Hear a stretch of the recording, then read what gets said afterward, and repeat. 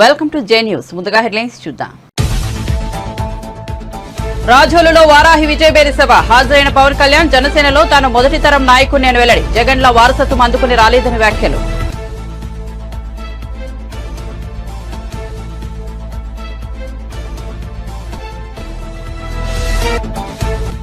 హైదరాబాద్ లో Congress social media కార్యకర్తలతో సమావేశంలో పాల్గొన్న రేవంత్ రెడ్డి హరీష్ రావు సవాల్ను ఖచ్చితంగా స్వీకరిస్తున్నారని, కష్టపడి తెచ్చిన ప్రభుత్వాన్ని కూల్చేయాలని చూస్తున్నారని వెల్లడి.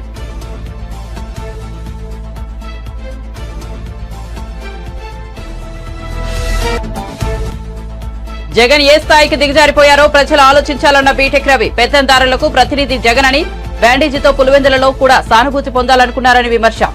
జగన్ కు పులివెందుల ప్రజలు బుద్ధి చెబుతారని వ్యాఖ్య.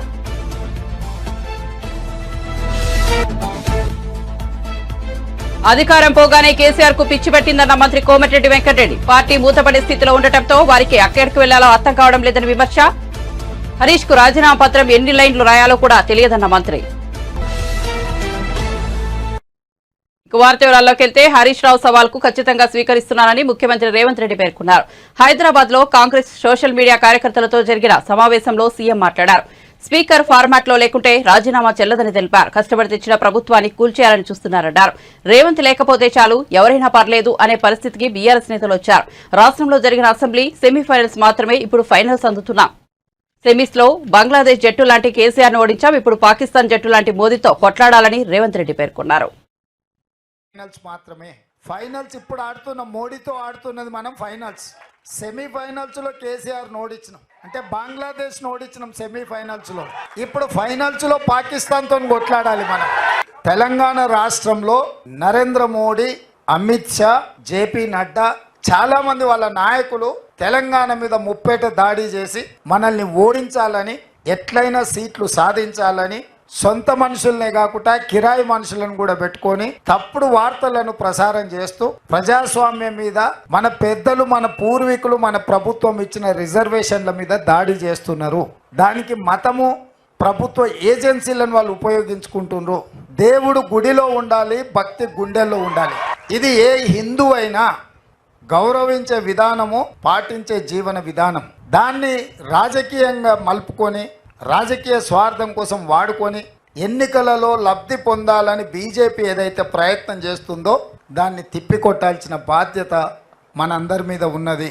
బీజేపీ భావజాలము ఆర్ఎస్ఎస్ నుంచి వచ్చిన భావజాలం. ఆర్ఎస్ఎస్ విధానము ఈ దేశంలో రిజర్వేషన్లు రద్దు చేయడం. భారతీయ జనతా పార్టీ విధానము ఈ దేశంలో ఉండే ఎస్సీ, ఎస్టీ, ఓబీసీ, మైనారిటీ రిజర్వేషన్లను రద్దు చేయాలనేది వాళ్ళ విధానం. నరేంద్ర మోడీ, అమిత్ షా గారు కూడా బ్రిటిష్ విధానాన్ని పాటించి, అధికారాన్ని ఉపయోగించి మన మధ్యలో ఉండే చిన్న చిన్న తగాదాలను పెంచి పెద్దవి చేసి ఈ దేశాన్ని ఆక్రమించుకోవాలనుకుంటున్నారు. బీజేపీ అంటే భారతీయ జనతా పార్టీ కాదు, బ్రిటిష్ జనతా పార్టీ. ఇవాళ మన రాష్ట్రం మీద దాడి జరుగుతుంది. మీరు కష్టపడి తెచ్చిన ప్రభుత్వాన్ని కూల్చాలని కుట్రలు జరుగుతున్నాయి. బీజేపీ బీఆర్ఎస్ ఓడు ఎట్లా తయారైందంటే, ఈయన పోతే చాలు ఎవడున్నా సరే ఆయన కాడికి వచ్చాడు. ఎందుకంటే మనం ఉన్నంతసేపు ఆయన ఆటలు సాగవు, ఆయన కథలు చెల్లవు. నిన్న కూడా కేటీఆర్ అంటున్నాడు, మాకు 12 సీట్లు ఎరిమే ఏడాదిలో ప్రభుత్వం ఎట్లా వస్తుంది? ఎవడు ఈడంతా అల్లాటప్పగా కూర్చొని ఉన్నావా మనం ఈడ? లేకపోతే అయ్య పేరు చెప్పుకోను అమెరికా నుంచి వచ్చినో అని ఏమన్నా వచ్చే కుర్చీలో కూర్చున్నామా? అందుకే అప్రమత్తంగా ఉండాలి, ఈ కుట్రల్ని తిప్పికొట్టాలి. రేపు జరగబోయే పార్లమెంటు ఎన్నికల్లో ఒకటే లెక్క, 14 పక్క. ఎక్కడోళ్ళక్కడ, ఎక్కడికక్కడ అప్రమత్తంగా భవిష్యత్ కార్యాచరణ తీసుకొని ముందుకు వెళ్ళాలి. ఈ ఎన్నికలు అత్యంత కీలకము. ఈ ఎన్నికల 14 సీట్లు నెగ్గడంతో రాహుల్ గాంధీ ప్రధానమంత్రి కావడమో, కాంగ్రెస్ అధికారంలోకి రావడమో కాదు. కానీ ఎన్నికల గెలుపు ఎందుకు కీలకం అంటే, ఈసారి బీజేపీ వాళ్ళు అడుగుతున్న 400 సీట్లు వస్తే రాజ్యాంగంలో సమూలమైన మార్పులు తీసుకొచ్చి రిజర్వేషన్లు రద్దు చేయాలని కుట్ర జరుగుతుంది. ఇప్పుడు రాజ్యాంగ సవరణ రిజర్వేషన్లు తీసేయాలి అని అంటే 2/3 మెజారిటీ కావాలి. 2/3 మెజారిటీ అంటే దగ్గర 400 అనుకోండిగా. అందుకే ఇవాళ 400 సీట్లు అడుగుతున్నారు. 10 సంవత్సరాలు కేసీఆర్, 10 సంవత్సరాలు నరేంద్ర మోడీ, ఒక ఆయన ముఖ్యమంత్రి, ఇంకొక ఆయన ప్రధానమంత్రిగా కొనసాగిండ్రు. వాళ్ళు మూడోసారి పదవులలో కూర్చుంటారంట. కానీ 100 రోజుల్లో 6 గ్యారెంటీలలో 5 గ్యారెంటీలు అమలు చేసినా మనం దిగిపోవాలంట. 100 రోజుల్లో పనిచేసిన ప్రభుత్వమే పడిపోవాలంట. 10 ఏళ్ళు పనులకి ఇచ్చిన వీళ్ళేమో మూడోసారి మళ్ళీ కుర్చీలో కూర్చోవాలంట. మొన్న అన్నాడు నేను 15 ఆగస్టు లోపల 2 లక్షల రూపాయల రైతు రుణమాఫీ చేస్తాను నేనంటే, రేవంత్ రెడ్డి నువ్వు 15 ఆగస్టు లోపల చేయకపోతే నువ్వు రాజీనామా చేయాలా, నువ్వు చేస్తే నేను ఎమ్మెల్యే పదవికి రాజీనామా చేసి మళ్ళీ సిద్దిపేటలో పోటీ చేయను అన్నాడు. నేను ఆ సవాల్ను స్వీకరించి మంచిది హరీష్ రావు గారు, నీ సిట్టి జేబులో పెట్టుకో రాజీనామాది, 15 ఆగస్టు తర్వాత సిద్దిపేటకు నీ శని వదులుతుంది, చింతమాడికలో పోయి చింతశెట్టి కింద వండుకో అని చెప్పిన. ఇవాళ ఏమంటుండే అమరవీరుల స్తూపం దగ్గరకు పోయి దాన్ని కూడా ఆయనకి ఎప్పుడు మోసం చేయాలనిపిస్తే ఆ మోసానికి ముసుగు అమరవీరుల స్తూపం, దాన్ని వెనకాల దాచుకొని అబద్ధాలు చెప్తాడు. ఇన్ని రోజులు ఎప్పుడైనా అమరవీరుల స్తూపం కాడిపోయిందా? కోనసీమ జిల్లా రాజూరు నియోజకవర్గం మల్కీపురంలో ఏర్పాటు చేసిన వారాహి విజయబేరి సభకు జనసేనాని పవన్ కళ్యాణ్ హాజరయ్యారు. జనసేన పార్టీలో తాను మొదటి తరం రాజకీయ నాయకుణ్ణి అని వెల్లడించారు. జగన్ లాగా తాతలు తండ్రుల నుంచి 150 సంవత్సరాల నుండి ఉన్న కాంగ్రెస్ నుంచి వచ్చిన వాడిని కాదన్నారు. ఓ చిన్నపాటి ఉద్యోగి కొడుకునని ప్రజల అభిమానంతో నటుడిగా ఎదిగానని వెల్లడించారు. 2009లో రాజకీయాల్లోకి వచ్చినా దాన్ని నిలబెట్టుకోలేకపోయామన్న బాధ ఒకవైపు, రాజకీయాల్లో కొనసాగడం అంత సులభం కాదంటూ వినిపించిన మాటలతో పంతం పట్టి రాజకీయాల్లో కొనసాగానని వివరించారు. ఎవరి ఆసరా లేకపోయినా దశాబ్ద కాలంగా పార్టీని నడిపానంటే ప్రజలు ఇచ్చిన బలమే అందుకు కారణమని పవన్ కళ్యాణ్ స్పష్టం చేశారు. అంతేగాని ఎర్రచందనం నరికేవాళ్ళు, ఎర్రచందనం చెట్లని నరికే వాళ్ళ దగ్గర, కులాల మధ్య చిచ్చులు పెట్టే వాళ్ళ దగ్గర, మెగాస్టార్ చిరంజీవి గారిని తీసుకొచ్చి టేబుల్ పైన కూర్చోబెట్టే వాళ్ళకి మేము లొంగం. వైఎస్ జగన్ ఒకటే గుర్తుపెట్టుకోవాలి, జగన్ ఇది 2009 కాదు 2024 గుర్తుపెట్టుకో. తెగించొచ్చాం రాజకీయాల్లోకి. నిన్న రైల్వే కోడల్లో కూడా చెప్పా, నా కోసం 40 మంది ఎర్రచందనం స్మగ్లర్లు దింపారంట పిఠాపురానికి, గోదావరి జిల్లాలకి. నేను ఒకటే చెప్పా, అరే నేను భారతీయుణ్ణి, ఎక్కడ అక్రమం జరిగినా అన్యాయం జరిగినా ధైర్యంగా ఎదుర్కోగలను. ఒకటే చెప్తా ఉన్నా, నేను పవన్ కళ్యాణ్ని, నేను ధైర్యవంతుని, నాకు అస్సలు భయాలు ఉండవు. ఒకటే జీవితం, ఒకే ఒక జీవితం.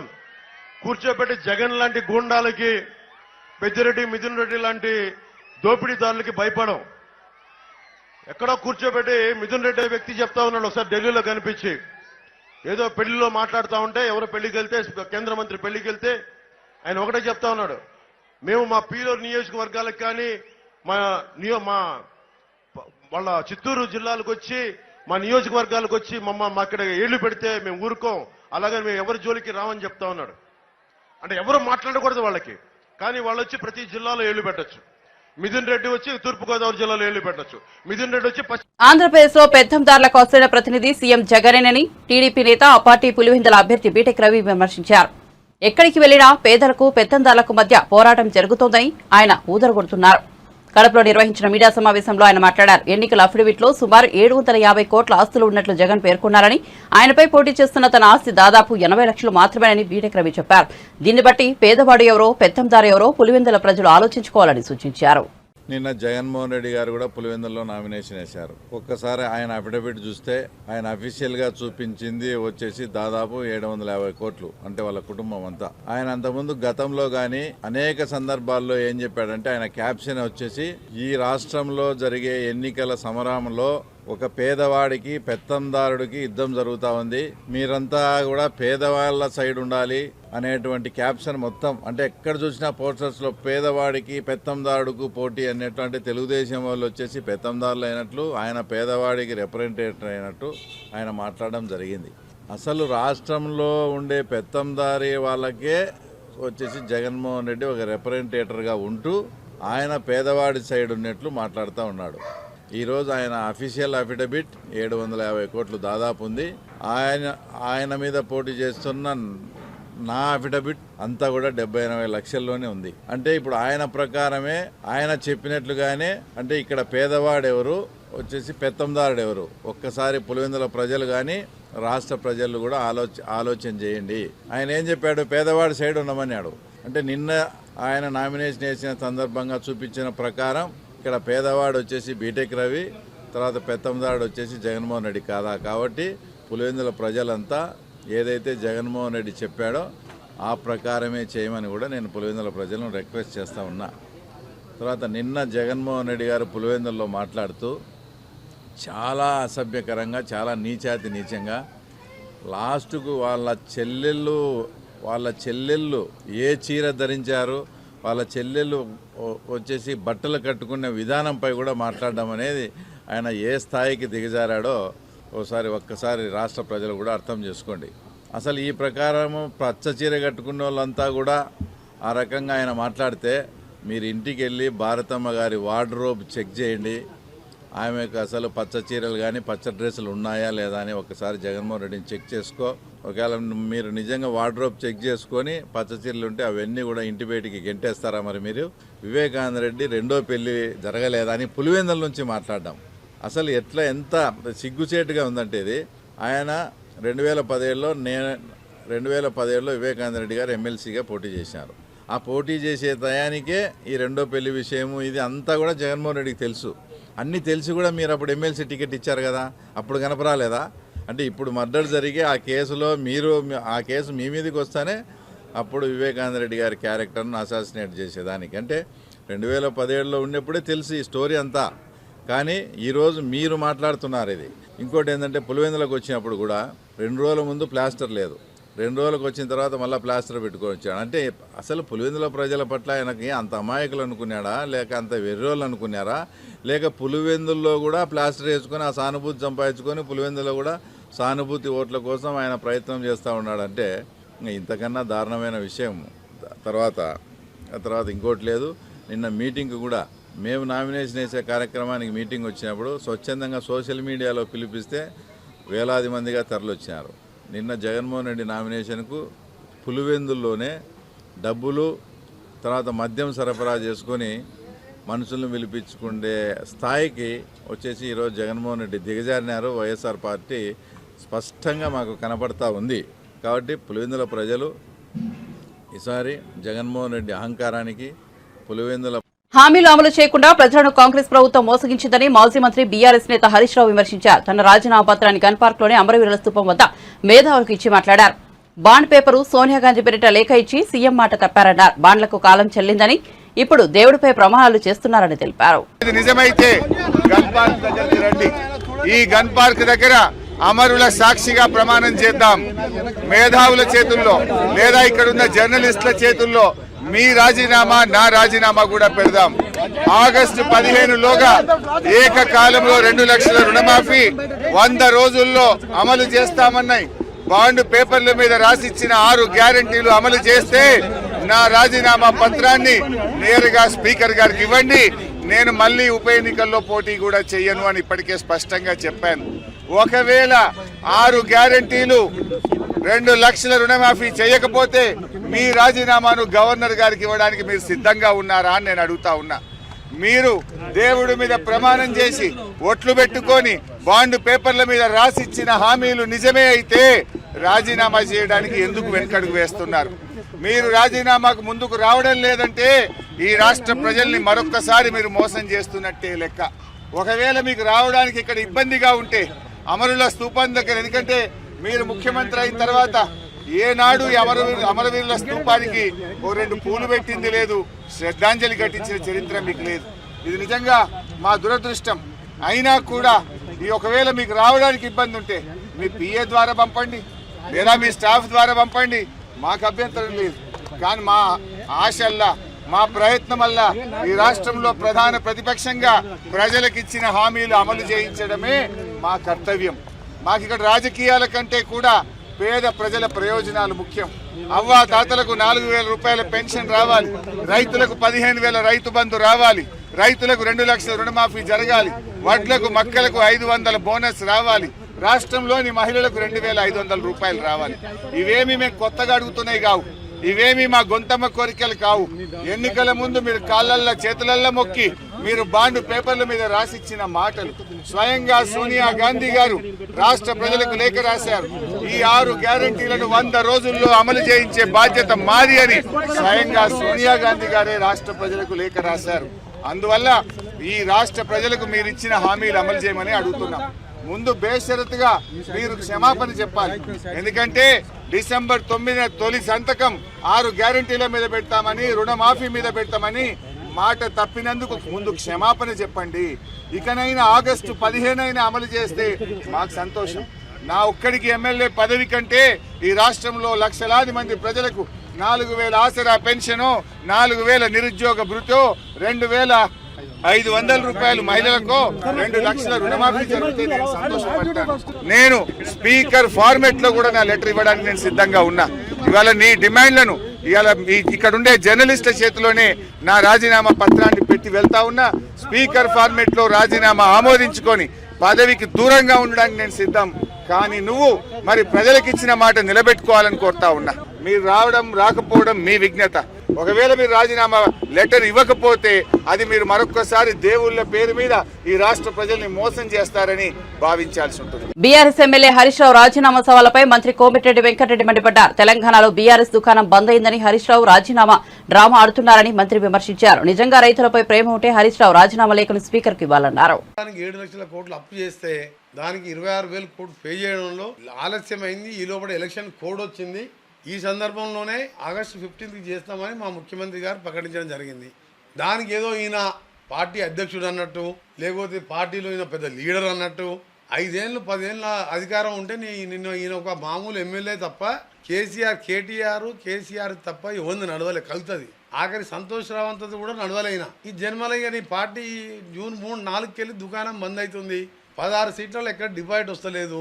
నువ్వు ఎమ్మెల్యే గెలుచుకోవడం కష్టం అని చెప్పి ఈయన నాటకాలు ఆడటానికి మళ్ళొక్కసారి ఇవాళ రాజీనామా పత్రం అని చెప్పి ఆ లెటర్ తీసుకొచ్చిన తర్వాత ఆ లేఖ చూస్తే నాకే నవ్వు రావడం కాదు, ప్రజలందరూ కూడా అనుకుంటారు వీడు మళ్ళా జోకర్ చేసి మళ్ళా అనుకుంటావు. ఆ రోజు అగ్గిపేట దొరకలేక ఆత్మహత్య చేసుకోలేదేమో, నిజంగా అగ్గిపేట దొరకలేదేమో అనుకుంటు. కానీ ఇవాళ రాజీనామా ప్రొఫామాలో రాసుకొచ్చి రైతు రుణమాఫీ గురించి మాట్లాడితే వేదేదో రాసుకొచ్చి అవన్నీ మాకు తెలుసు. అన్ని ఇంప్లిమెంట్ చేస్తాం.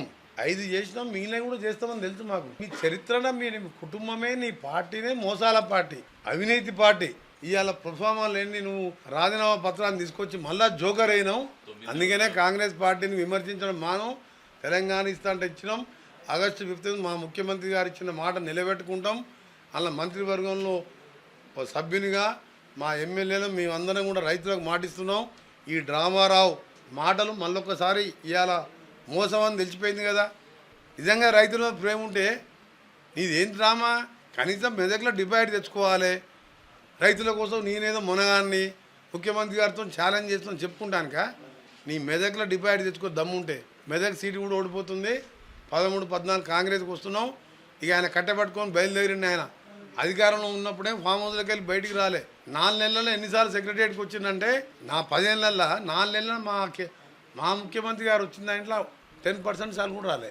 మొత్తం 5-10 సార్లు రాలే. మా ముఖ్యమంత్రి గారు హైదరాబాద్లో ఉంటే 3 నెలల్లో 60 రోజులు 60 సార్లు వచ్చింది సెక్రటరియట్కి. అందరిని కలిసేవారు. అపాయింట్మెంట్ లేదు, సెక్యూరిటీ లేదు, ఎవరిని చెక్ చేసేయలేదు. ఈయన దగ్గర హోమ్ మినిస్టర్ మహమ్మద్ అలీ పోతే ఒక హోంగార్డ్ కట్ట తీసుకొని రెండో పడితే 120 కిలోమీటర్ల రివర్స్ తీసుకొని వెళ్ళిపోయాడు. హోమ్ మినిస్టర్నే బయటికి వెళ్ళగొట్టిన నీ అంతతో పాలన. ఇక డివైడ్ పోతుంది. పార్టీ జూన్ 4తోని దుకాణం బంద్ అవుతుంది. కాబట్టి ఎటు పోవాలన్నా, ముంబై పోవాలన్నా, దుబాయ్ పోవాలన్నా, ఎక్కడ దాచుకోవాలన్నా అని ఆ మెంటల్ ప్రతిపాదనలో ఇవాళ రాజీనామా పత్రం. ఆ పత్రం పేజీన్నర ఉన్నది. పేజీన్నర ఉండేది హరీష్ రావు 1.5 లైనే ఉంటుంది. అది నేనే చెప్తున్నా. 5 సార్లు ఎమ్మెల్యే 1.5 లైనే ఉంటుంది. ఒక్క వర్డ్ కూడా అటు ఇటు పోవద్దు. ఆ లైన్ రాస్తే మా బుక్లో ఉంటుంది. 1.5 పేజ్ ఎక్కడ, 1.5 లైనే రాయాలి. ఒక వర్డ్ ఎక్కువ రాసినా యాక్సెప్ట్ కాదు. చెప్తున్నా కదా, అగ్గిపెట్టే డ్రామా మళ్ళీ పెట్టిండు. అందుకనే ఒక జోకర్ అయిపోయిండు. నెల్లూరు జిల్లా కందుకూరు నియోజకవర్గంలో టీడీపీ అభ్యర్థుల తరపున హిందూపురం ఎమ్మెల్యే నందమూరి బాలకృష్ణ ఎన్నికల ప్రచారం నిర్వహించారు. ఈ సందర్భంగా సీఎం జగన్ పై ఆయన పంచులు వేశారు. గత ఎన్నికల్లో జగన్ ఇచ్చిన హామీలను గుర్తు చేస్తూ సెటైర్లు వేశారు. సీఎం జగన్ రాష్ట్రాన్ని 20 ఏళ్లు వెనక్కి నెట్టేశారన్నారు. మడమ తిప్పమంటూ మెడలు విచ్చారు. తన బీసీలు, తన ఎస్సీలు, ఎస్టీలు, మైనార్టీలు అంటూనే రాష్ట్రాన్ని కాష్టంగా మార్చేశారని మండిపడ్డారు. మొత్తం రేపొద్దున కావాల్సింది ఈ రాష్ట్రాన్ని మనమేదో ఉద్యోగాల కోసం వెళ్ళాలి తప్పదు. ఎందుకంటే ఇక్కడ పరిశ్రమలు రావట్లేదు, ఉన్న పరిశ్రమలు వెళ్ళిపోతున్నాయి. మరి ఉద్యోగాలు లేవు.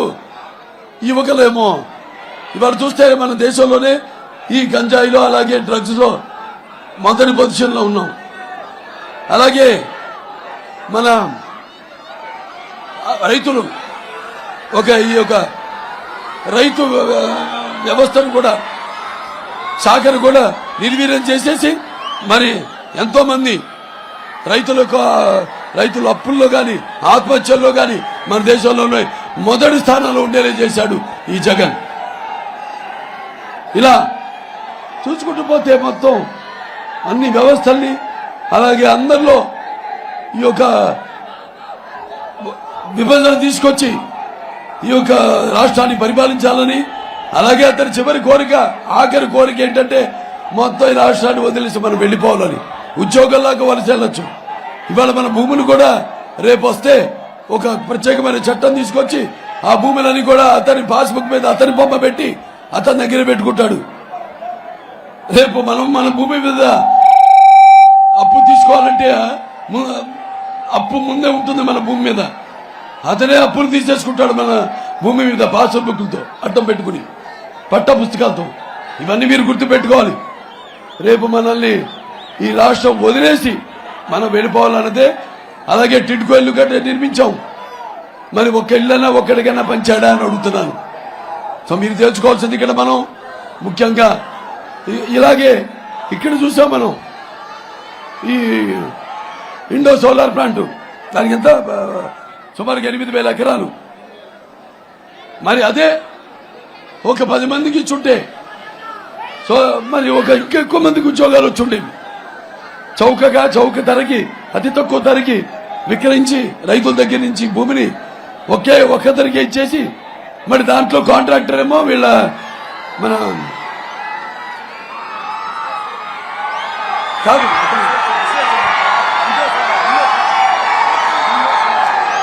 వాళ్ళ అల్లుడు శరత్ చంద్రారెడ్డి సార్, అదే ఎవరో అరవింద్ విజయసాయిరెడ్డి అల్లుడు.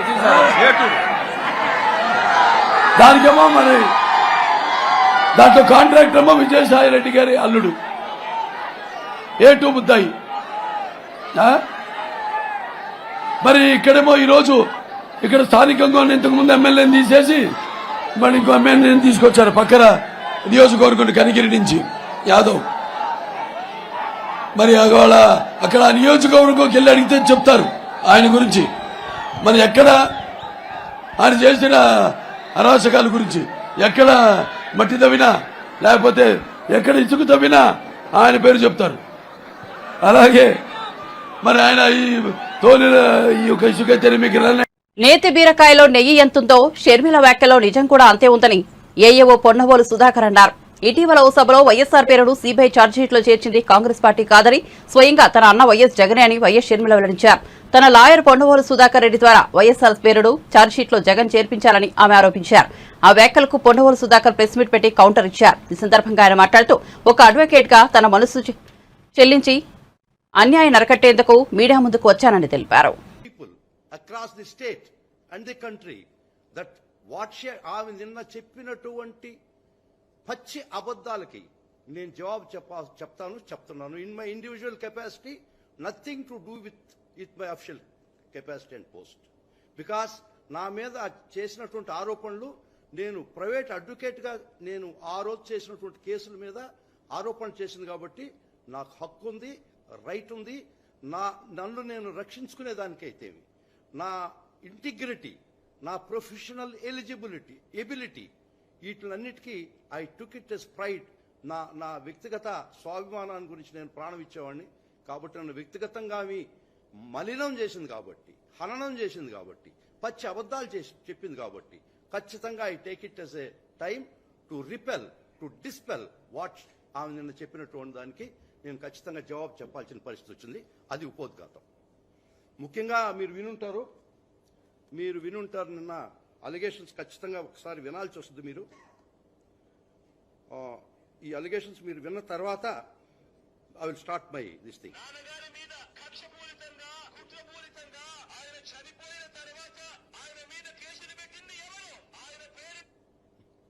ఒక్క నిమిషం సారీ.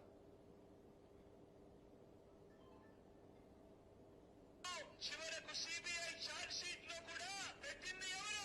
ఇదే జగన్మోహన్ రెడ్డి గారు చెప్తున్నారే Congress party CBI charge sheet లో రాజశేఖర రెడ్డి గారిని చేర్చింది అని. ఇంతమంది ముందు చెప్తున్నా, రాజశేఖర రెడ్డి గారి పేరును సిబిఐ కాంగ్రెస్ తో చేర్చలేదు. రాజశేఖర రెడ్డి గారి పేరుని చేర్చింది నిజానికి జగన్మోహన్ రెడ్డి గారి లాయర్. జగన్మోహన్ రెడ్డి గారి లాయరే రాజశేఖర రెడ్డి గారి పేరు నిజానికి సిబిఐ లో లేక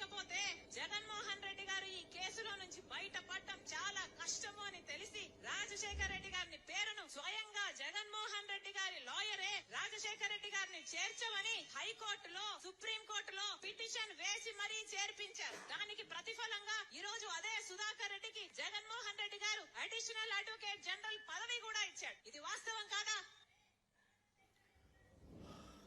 అమ్మా షర్మిల, నేతి బీరకాయలో నెయ్యి ఎంత ఉందో నీ మాటల్లో అంత వాస్తవాలు ఉన్నాయి. మీ తండ్రి కోసం మహానుభావుడైనటువంటి ఒక గొప్ప వ్యక్తి అయినటువంటి చనిపోయిన మరణానంతరం ఆయన మలినం చేస్తుంటే, ఆయన పేరు బదనాం చేస్తుంటే, ఏ పాపము ఎరుగునటువంటి మీ అన్నని మలినం చేస్తుంటే, నేను నెల్లూరులో ప్రాక్టీస్ చేసుకుంటూ నేను ఒక అడ్వకేట్గా ఒక చలించిన హృదయంలో ఇంత అన్యాయం లీగల్గా జరుగుతుంటే ఎవ్వరూ నోరు తెరవకపోతే ఇది సమాజంలో అన్యాయం అని చెప్పి భారతంలో ఒక పద్యం గుర్తుకొచ్చింది నాకు. 5వ పర్వంలో సారపు ధర్మమును విమల సత్యము చెడు వారిని అవస్థ పారము చే బొంకు దక్షులు ఎవ్వారులు ఉపేక్ష చేస్తే. If satya and dharma is curtailed before your eyes, those who are capable of preventing it keep quiet as mute spectators and dumb witnesses. It is those that are going to perish but not satya and dharma. నా కళ్ళ ముందర ఇంత అన్యాయంగా legal injustice జరుగుతుంటే నాకు జగన్మోహన్ రెడ్డి గారు చూడలేదు, వారు ఎవరో కూడా తెలియదు. ఒక చెలించిన హృదయంతో కడుపు మండి నేను నెల్లూరులో రోరింగ్ ప్రాక్టీస్ చేసుకుంటున్నోడిని. ఇది అన్యాయము, అక్రమం, ఈ విధమైనటువంటి కేసు ఫాల్స్ కేసు అని నా మనసు చెలించి, మీకు రక్త బంధుత్వాలు నాకు ఆత్మ బంధువులు గారు, మీరు రక్త బంధువులు కూడా కాదు. ఒక అన్యాయాన్ని అరికట్టడానికి నేను ఒక కేసు వేయడం జరిగింది. దాన్ని మీరు ఎట్లా చిత్రీకరించారంటే జగన్మోహన్ రెడ్డి గారు నన్ను ప్రేరేపించి రాజశేఖర రెడ్డి గారి పేరు సిబిఐ ఛార్జ్షీట్లో ఎఫ్ఐఆర్లో పెట్టించేదానికి ప్రోద్బలం చేయించి నా చేత కేసులు ఇచ్చి ఆ విధంగా రాజశేఖర రెడ్డి గారి పేరు ఎఫ్ఐఆర్లో పొందింపబడి కాన్సిక్వెంట్గా ఛార్జ్షీట్లో చేసేదానికి కారణం జగన్మోహన్ రెడ్డి గారు నన్ను ఆడించినటువంటి ఆట అని మీరు నిస్సిగ్గుగా చెప్పడం చాలా దుర్మార్గం. ఎందుకంటే మీకు కొన్ని డేట్స్ ముఖ్యంగా చెప్పాల్సి వస్తుంది. 2010లో కాంగ్రెస్ సంబంధం లేదు, సిబిఐకి సంబంధం లేదని మీరు చెప్పారు. ఇప్పుడు నేను చెప్పిన తర్వాత మీరు ఏం ఆలోచిస్తారో చెప్పండి, జవాబు చెప్పండి నాకు. 2010లో మీ కాంగ్రెస్ ఎమ్మెల్యే శంకర్ రావు హైకోర్టుకు ఒక లెటర్ రాశాడు. రాజశేఖర్ రెడ్డి గారి మీద అలిగేషన్స్ పెడుతూ రాజశేఖర్ రెడ్డి గారే ప్రజాస్వామ్యం దోచినాడని చెప్పి మీ కాంగ్రెస్ ఎమ్మెల్యే శంకర్ రావు హైకోర్టుకు లెటర్ రాయడం జరిగింది. 2011లో కూడా మళ్ళా ఇంకొక లెటర్ రాయడం జరిగింది. Dates are more important. 2010 and 2011 దాన్ని హైకోర్టు వారు టేకన్ అప్ రిట్స్ గా తీసుకొని 2 రిట్స్ గా తయారు చేశారు. 794 of 2011 and 1 more writ.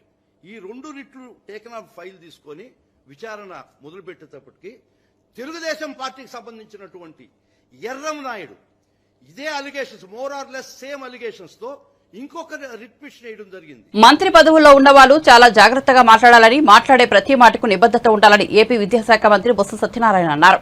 AP పరిస్థితులపై కేంద్ర మంత్రి పీయూష్ గోయల్ చేసిన వ్యాఖ్యలను శుక్రవారం మీడియా ముఖంగా మంత్రి బొత్స ఖండించారు. కేంద్ర మంత్రి వ్యాఖ్యలు సరికాదు, పీయూష్ గోయల్ ఏది పడితే అది మాట్లాడుతున్నారన్నారు. విద్యాశాఖపై వస్తున్న కథనాలు నిరూపించాలన్నారు. నిజం లేదు కనుకే తప్పుడు కథనాలు ప్రచారం చేస్తున్నారని బొత్స కౌంటర్ ఇచ్చారు. కొన్ని పత్రికలు దురుద్దేశంతో తప్పుడు కథనాలు రాసి ప్రజలను నమ్మించాలని చూస్తున్నాయన్నారు. ఈ రాష్ట్ర మా ప్రభుత్వం మాఫియా ప్రభుత్వం అంట, ఏదో మాట్లాడుతున్నాడు.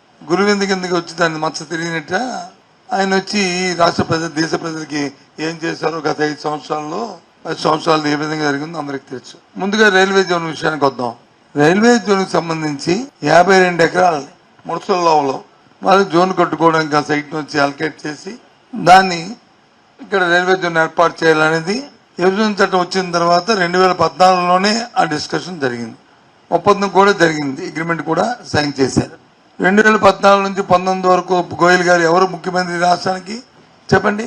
చేతకాని దద్దమ్మలు ముఖ్యమంత్రి గారిని మీరు కుటుంబంలో ఉండి మీరందరూ ఉండి మామయ్య ఎంత రాస్తారంటే అలాగా నేను చెప్తున్నవన్నీ కూడా వాస్తవాలు, అబద్ధాలు కాదు, డాక్యుమెంట్ ఎవిడెన్స్తో చెప్తున్నాను. 19లో మా ప్రభుత్వం వచ్చిన తర్వాత మళ్ళీ దాని మీద ఎవరైతే అక్కడ కొంతమంది హక్కుదారులు మేము హక్కు మాకు ఉంది, మాకు ఇక్కడ డిఫామ్ పట్టాలు ఇచ్చారు, లేదా ఇంకో పట్టాలు ఆక్యుపేషన్ ఉందని ఎవరైతే చెప్పుకొస్తున్నారో వాళ్ళందరినీ వికెట్ చేయించి రైల్వే వాళ్ళు జీవీఎంసీ వాళ్ళు కలిపి జాయింట్ ఇన్స్పెక్షన్ చేసి కూడా చేసి వాళ్ళకి వచ్చి ల్యాండ్ అప్ చెప్పాం ఈ సంవత్సరంలో. ఇది వాస్తవం కాదా?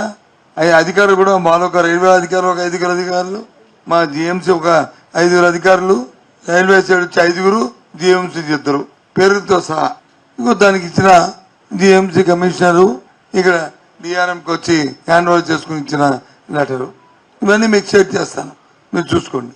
ఎందుకు ఇంత పచ్చి అబద్ధాలు ఆడలేక మా మధ్యలో వచ్చి బాగా వాయించదు బ్రహ్మాండంగా ఆడేదని నేను చెప్పడానికి. ఆ రోజు రైల్వే మంత్రి కదా, మీ కూటమిలోనే కదా 14లో వచ్చారు. సేమ్ కూటమి 14లో కూడా కూటమే కదా. మరి అప్పుడు నీ కూటమిలోని ముఖ్యమంత్రి కదా చంద్రబాబు నాయుడు. ఎందుకు నువ్వు రైల్వే మంత్రిగా చేయలేకపోవు? ఎందుకు మళ్ళీ వచ్చి ఈ రోజు వచ్చి పెద్ద కబుర్లు పెద్ద మాటలు దేనికోసం? నిజంగా నీకు రాష్ట్రం మీద అభిమానం ఉంటే, మీకు ఈ ప్రజల పట్ల మొక్క ఉంటే, ఈ ప్రాంత అభివృద్ధి పట్ల మీకు ఏమైనా ఏసమంతేనా మీకు సదాభిప్రాయం ఉండి చేయాలని తపనుంటే, ఏదో నేను కేంద్ర మంత్రిని వచ్చి మాట్లాడితే అది చెల్లుతుంది. నాకున్న డప్పా కొట్టిన ఆ 2 పత్రికలు ఈనాడు, ఆంధ్రజ్యోతి, లేకపోతే T5 లేకపోతే ABN ఈనాడు వేస్తారనుకుని నీకు డప్పాలు ఎందుకు చెప్పు? బులెటిన్ ముగించే ముందు హెడ్లైన్స్ మరోసారి చూద్దాం. రాజోలులో వారాహి విజయబేరి సభ హాజరైన పవన్ కళ్యాణ్ జనసేనలో తాను మొదటి తరం నాయకుడిని అని వెల్లడి. జగన్ లా వారసత్వం అందుకుని రాలేదని వ్యాఖ్యలు.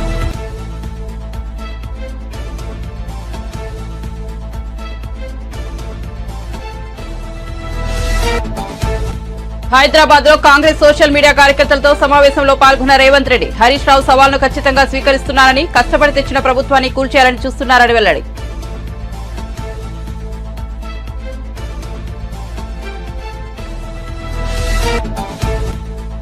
జగన్ ఏ స్థాయికి దిగజారిపోయారో ప్రజలు ఆలోచించాలన్న బీటెక్ రవి. పెత్తందారులకు ప్రతినిధి జగన్ అని, బ్యాండేజీతో పులివెందులలో కూడా సానుభూతి పొందాలనుకున్నారని విమర్శ. జగన్ కు పులివెందుల ప్రజలు బుద్ధి చెబుతారని వ్యాఖ్య.